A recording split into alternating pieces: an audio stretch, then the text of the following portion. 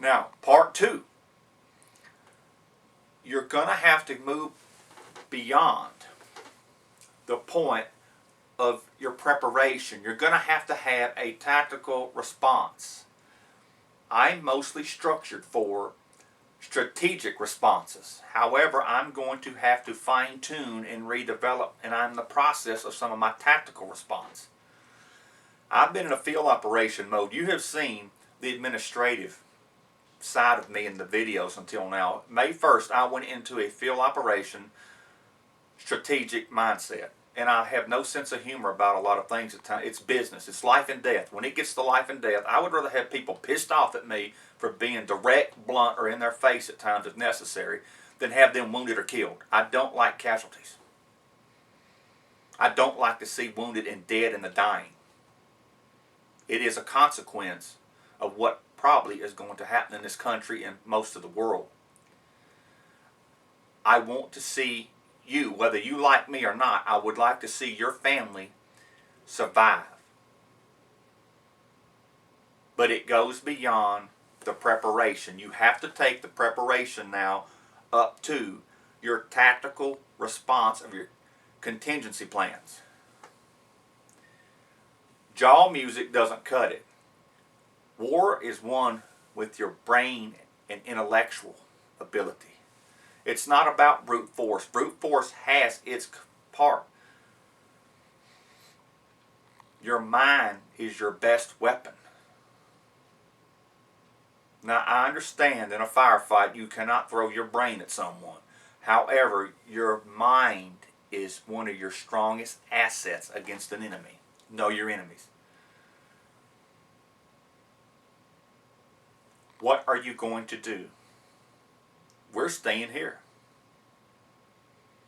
And I've had to put a lot of time and effort and thoughts into the tactical response, the strategies. I put a heavier emphasis on violent civilians, civil unrest. I've shored up the east and the south from the direction of a major U.S. city. We're not in the city. But however, I'm not going to tolerate that violence should it happen. You have to see yourself in the moment, people. See yourself when the executive orders and PD 51 are in effect and the other unlawful acts that they are going to use against you. The power grid, the communication, the food, the fuel, everything. See yourself having to depend on yourself and potential threats. It's not about living in fear and what if and doubt. I can't tolerate fear mongering. I can't tolerate somebody getting all hyped up and panicking. That will get me. I will put a foot up somebody's ass over that. You can't defend yourself and think clearly if you're in panic. You've got to control that, people. This is the other side of me. There's a time and a place for it. And we still have peace, and I hope we have hundreds of years more peace, but it doesn't look that way. When it was formally announced that the pandemic level went to level 6, which I had mentioned to you, the feds were already covertly on level 6 for the staged hybrid viral release outbreak across the globe. Very few deaths. Much fewer than a yearly visitation from the various flu strains across the world in North America. But they pumped it up to 5. Now, it was already on 6 unofficially.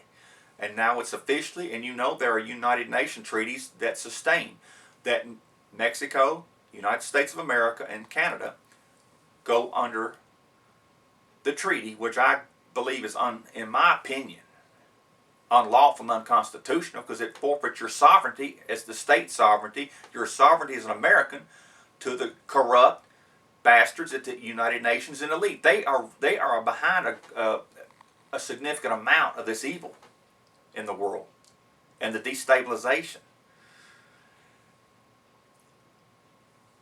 We are now at level 6, and that's not breaking news. I'm making a reference. Because of that, when the elite give Obama the orders to go green, you will find yourself under martial law at that point. When? I don't know, nor do you. It is evident that we're at the threshold at some point in our future. They're going to come down and have a lockdown on the United States. There's too much activity. Foreign troops, military, and civilian law enforcement. I keep getting asked questions. People, I don't have the answer for are they going to pull the order in green on you during these upcoming drills. I don't know. I've tried to encourage all of you to consider remaining on 30-day reset from now on until this dissipates or it ignites into wildfires. If you get uncomfortable with something going on in your FEMA region, go to 24-hour reset. If you're uncomfortable with the drills, with the Fed's drills, the DHS drills coming up in July, go to 24-hour reset, and that would allow you to hopefully make a quicker contingency response if you have to respond in a tactical response, or if you're going to evade or evacuate or relocate or realign your family should something happen. You could respond sooner. Nobody has a magical plan and a magical wand. Even the feds have their flaws, but they have a lot more money, a lot more personnel and staff to prepare for this. It appears it's becoming more likely that there will be staged critical or staged major critical incidents in North America. I'm not sure how we're going to have the summer or the fall pass without this. There's medical and clinical evidence that this flu is going to return in a second or a third wave. You can't stop that. Therefore, you have to prepare. What is it going to hurt for you to put some time and effort to prepare if you go into a quarantine section in your country or the entire country? You can't stop it, but you can prepare you and your family or your unit to respond as the threats appear. It's your responsibility. Nobody can tell you how to do it. You have to derive your own conclusions and your own plans. What works for me may not work for you. What may work for someone you know may not have any benefit at all, or a partial beneficial factor to another person or family. That's why I can reiterate your own critical thinking, your own conclusions. Don't allow people to lead you down the wrong road. There are some people giving misinformation. Take what you believe best allows your family to survive or defend and sustain life. And if this does evolve into hell, you will probably find you're going day to day. The next day might be hell. It may be less hell. It may have some semblance of a break. Nobody can tell you. It hasn't happened. We really don't know exactly which wildfires are returning. The economy still is going to collapse most likely. You have war and rumors of war in the globe. North Korea appears to be provoking a lot of the world.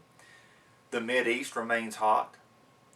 There also remains, I've said it before, radiation and bioweapon capabilities on the pod of North America, the United States, that are hot and active possibilities. They're even warning you now. The intel community is hot and active. The chatter. A lot of times the chatter is bullshit, propaganda, but there is factual intel. And it's very busy. It's very active. And also on a global scale. I keep getting asked questions about scenarios. I don't have time to do threat assessments for people individually. I can't. It's impossible. You're going to have to decide and be decisive and learn to stand on our own. All of us are going to have to. You can be united in your patriot movement if that's what you choose. But please do not depend on others for your decisions.